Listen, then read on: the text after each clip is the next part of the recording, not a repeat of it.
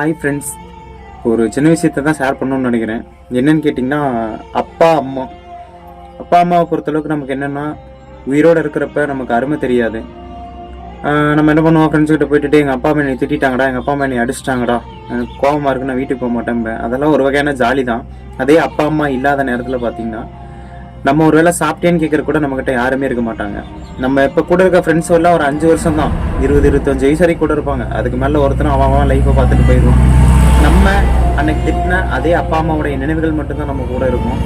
அதனால் அப்பா அம்மா இருக்கிற வரைக்கும் தயவு செஞ்சு அவங்க கூட இருங்க, அவங்க கூட உட்காந்து பேசுங்க, அவங்க கூட உட்காந்து பழகுங்க. ஒரு நல்லது கெட்டதில் ஒரு 2 நாளைக்கு முன்னாடியே போய் நின்று பேசுங்க, பழகுங்க. பத்திரமா பார்த்துக்கிறதுக்கு ட்ரை பண்ணுங்க.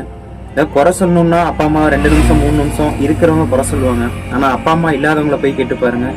விடிய விடிய உட்காந்து எங்கள் அப்பா இருந்திருந்தா இன்னைக்கு எனக்கு இந்த நிலைமை இல்லைன்னு மட்டும்தான் சொல்லியிருப்பாங்களோ ஒழிஞ்சு வேறு எந்த குறையும் அவங்ககிட்ட சொல்லவும் மாட்டாங்க.